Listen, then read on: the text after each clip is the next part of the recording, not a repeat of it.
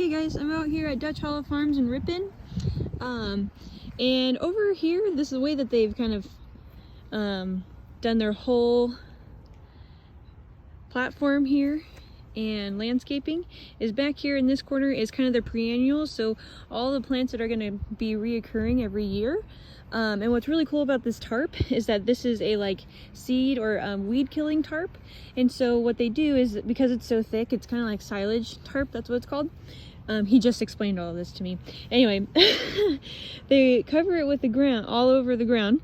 And then, you know, when it's hot, so at the beginning of summer or towards the end of fall or beginning of fall, they have the tarp out and they cover it really, really tight with no air, and by weighting it down. And then the sun shines on the tarp and it kills all those weed seeds, so all those seeds like germinate, and then the actual weed is growing, but then it dies because of the heat, and so it kills all those seeds, so they won't actually be able to reproduce again. And then he'll take off the tarp, so no weeds really, I mean you might have a couple, no weeds really will be able to grow and then take over the nutrition from the soil, and so all that nutrition goes directly into the plants that you want to grow. So over here is the perennials, so all the things that will continually to grow every year. So all of these are really like his greeneries.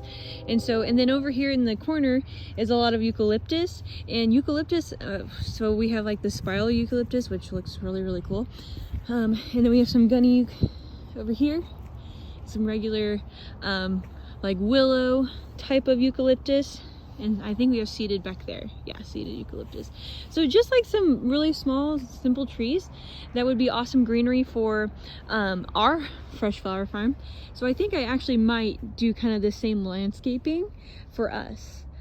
And so you can see too that for his planters he has some drip systems, and notice that there's like a handle that you can turn on and off, and so you can just kind of see, like if I needed like this one to still have water but this one's like done, you can always turn those valves off and the water will still drip according to where you want. What he does too is that he has these pieces of wood that he has sticking up here, and it tells you the type, the color, and what week they planted them. Okay, and so it's week 47 and it's delphinium light pink. And so all of these have been started, and the tarp's down to prevent weeds as well, but also it can be sectioned off. Okay, and then underneath you can kind of see down here, you can see that tube right there, that's the drip system. In the tubes there's holes in them, so as water flows through, it goes down these tubes and then it drips into the correct area. Sorry, I'm just like admiring as well. This is blue thistle, but it's purple right now. It's kind of immature because it's small, but I love it when it's small. I think it's so pretty. They also have green variety over here, so freaking pretty. Love it, love it, love it. There's some straw flower down there, which that is mostly used for dried arrangements, which we would do together. And then some fresh cut flowers need help as they kind of grow up, so I think I don't know what variety that is. I think it's kind of a part of the Queen Anne's Lace variety, but see how they're kind of leaning over? Sometimes they need a little bit more help, I guess, as they grow, so that way they don't tip over like they do. We got some Dusty Miller. So these are the regular Dusty Miller. This is Lace Dusty Miller with the thinning of the stems. We got some perennials down there that are just going to keep growing, and some more eucalyptus.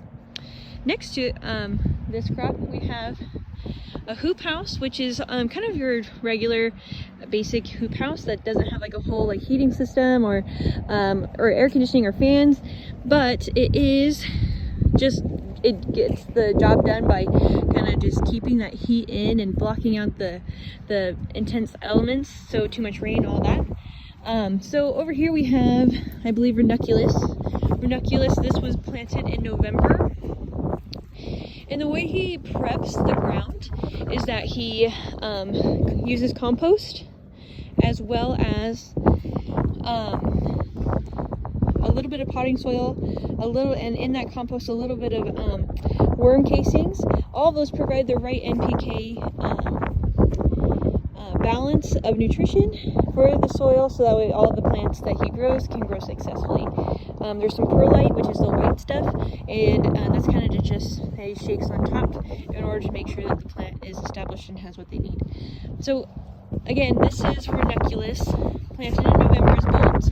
They kind of grow a little bit, and then they kind of go a little bit dormant or stay stagnant a little bit until that sun really starts shining in the spring, and then they'll have instant blooms and have a longer period of time in which they will bloom in cut season. So for instance, if I planted mine in January, they would once that sun comes up in like spring, I'm gonna have a shorter window of cut time. So there's just something to think about as far as like when to plant your bulbs. Also, this is the bulbs inside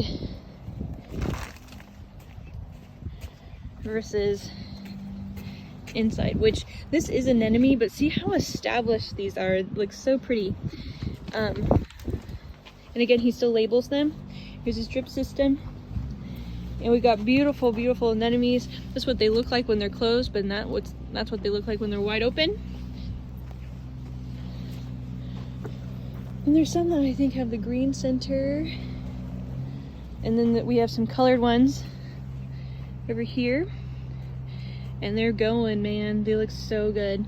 So he said that he mostly does this, like does a few crops or lines underneath a hoop for a little early on like this, so that way they can be established for Valentine's Day, which was just last weekend for this video. See, we got some pinks, we got a lot of whites. White with a black center is totally in right now for brides. Just love it. Look at that red one, it looks so good. So anyway, this is his one of his original hoop houses. And also I love his water system because there's a lot of valves that he can just turn on and off, so he doesn't have to like worry about watering every single day. Starting some over here. So again, he does a variety of without the tarps, which you'll always deal with like a little bit of weeds, and then with tarps. Okay. And so these are annuals, so they come every year and are not so much pre-annuals, which we started off with. So in this hoop house, there's fans, we got humidity, lights, stuff like that. Oh my gosh, this smells so good because there's stock in here. Stock is so fragrant. And then we have a lot of ranunculus, which this was planted in November, which are the same plants as outside, but they're really established and growing. So nice.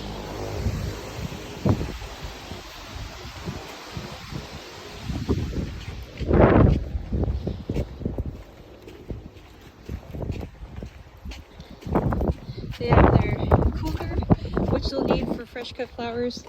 They got a little bit of potting soil mix that they kind of use for their seeding, and that's what we'll show you over here.